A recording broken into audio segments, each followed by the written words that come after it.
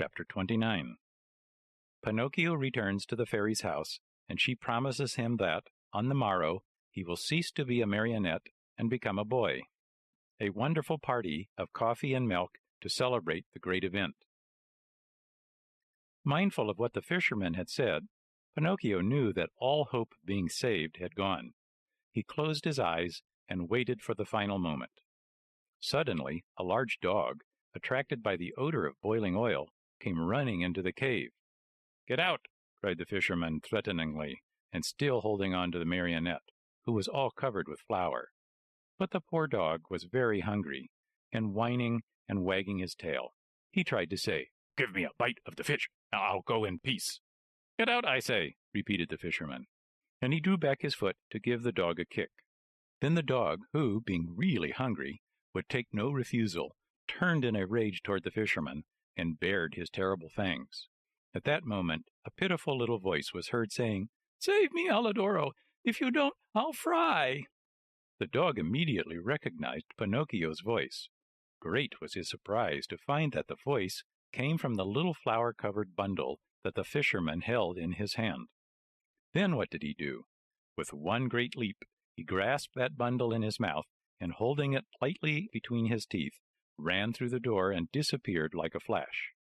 The fisherman, angry at seeing his meal snatched from under his nose, ran after the dog, but a bad fit of coughing made him stop and turn back.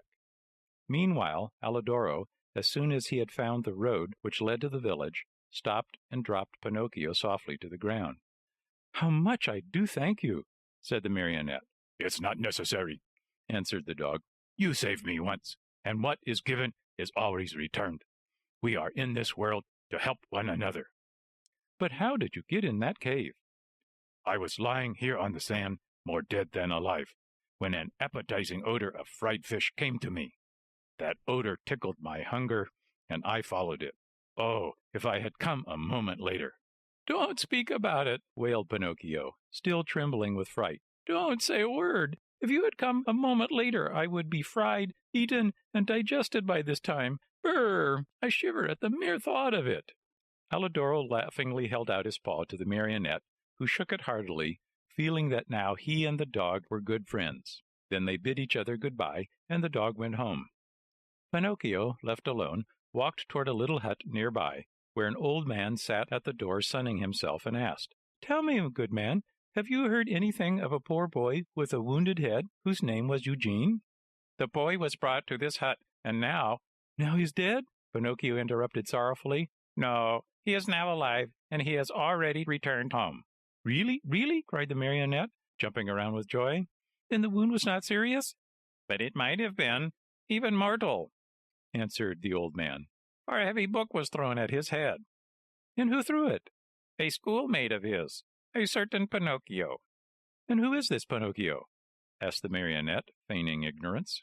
"They say he is a mischief-maker, a tramp, a street urchin. Calumnies, all calumnies." "Do you know this Pinocchio?" "By sight," answered the marionette. "And what do you think of him?" answered the old man. "I think he is a very good boy, fond of study, obedient, kind to his father, and to his whole family." As he was telling all these enormous lies about himself, Pinocchio touched his nose and found it twice as long as it should be. Scared out of his wits, he cried out, "Don't listen to me, good man. All the wonderful things I have said are not true at all. I know Pinocchio well, and he is indeed a very wicked fellow, lazy and disobedient, who, instead of going to school, runs away with his playmates to have a good time." At this speech, his nose returned to its natural size. "Why are you so pale?" asked the old man suddenly. "Let me tell you. Without knowing it, I rubbed myself against a newly painted wall." He lied, ashamed to say that he had been made ready for the frying pan. "What have you done with your coat and your hat and your breeches?" "I met thieves, and they robbed me. Tell me, my good man, have you not, perhaps, a little suit to give me, so that I may go home?" "My boy, as for clothes, I have only a bag in which I keep hops. If you want it, take it. There it is." Pinocchio did not wait for him to repeat his words. He took the bag, which happened to be empty, and after cutting a big hole at the top and two at the sides, he slipped into it as if it were a shirt. Lightly clad as he was, he started out toward the village. Along the way he felt very uneasy. In fact, he was so unhappy that he went along, taking 2 steps forward and 1 back. And as he went, he said to himself, "How shall I ever face my good little fairy? What will she say when she sees me? Will she forgive this last trick of mine? I am sure she won't. Oh, no, she won't, and I deserve it as usual, for I am a rascal, fine on promises which I never keep." He came to the village late at night. It was so dark he could see nothing, and it was raining pitchforks. Pinocchio went straight to the fairy's house, firmly resolved to knock at the door. When he found himself there, he lost courage and ran back a few steps. A second time he came to the door, and again he ran back. The third time he repeated his performance. The fourth time, before he had time to lose his courage, he grasped the knocker and made a faint sound with it. He waited and waited and waited. Finally, after a full half-hour, a top-floor window, the house had 4 stories, opened, and Pinocchio saw a large snail look out. A tiny light glowed on top of her head.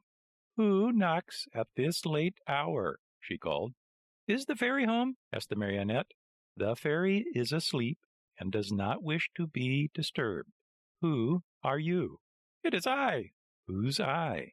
"Pinocchio." "Who is Pinocchio?" "The marionette, the one who lives in the fairy's house." "Oh, I understand," said the snail. "Wait for me there. I will come down to open the door for you." "Hurry, I beg of you, for I am dying of cold." "My boy, I am a snail, and snails are never in a hurry." An hour passed. 2 hours. The door was still closed. Pinocchio, who was trembling with fear and shivering from the cold rain on his back, knocked a second time, this time louder than before. At that second knock, a window on the 3rd floor opened, and the same snail looked out. "Dear little snail," cried Pinocchio from the street, "I have been waiting 2 hours for you, and 2 hours on a dreadful night like this are as long as 2 years. Hurry, please."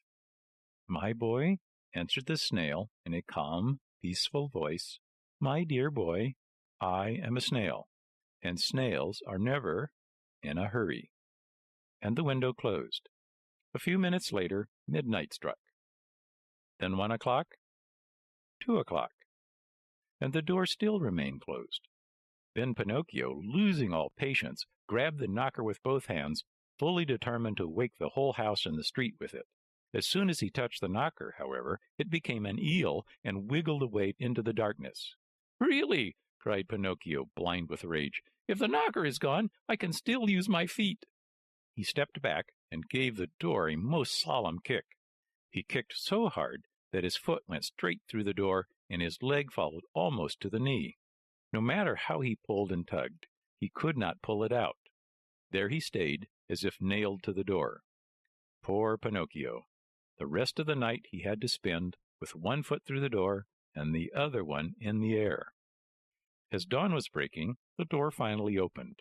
That brave little animal, the snail, had taken exactly 9 hours to go from the 4th floor to the street. How she must have raced! "What are you doing with your foot through the door?" she asked the marionette, laughing.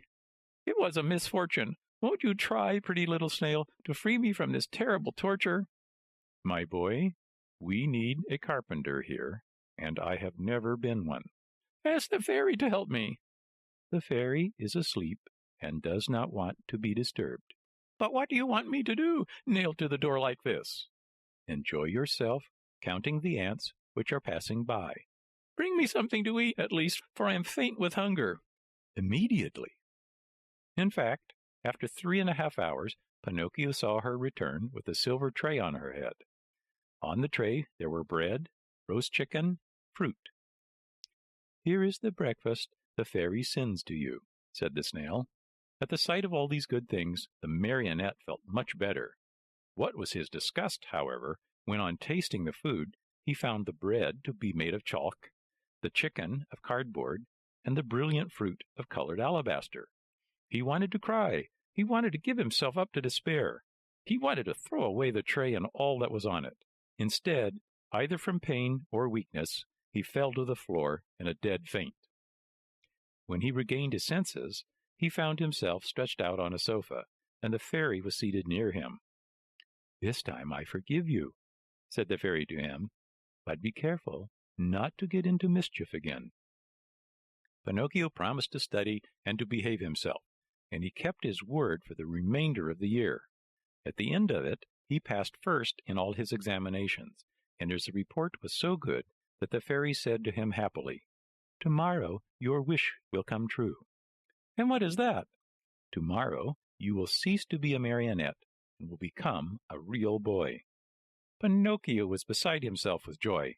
All his friends and schoolmates must be invited to celebrate the great event. The fairy promised to prepare 200 cups of coffee and milk and 400 slices of toast buttered on both sides. The day promised to be a very gay and happy one, but unluckily, in a marionette's life, there's always a but, which is apt to spoil everything.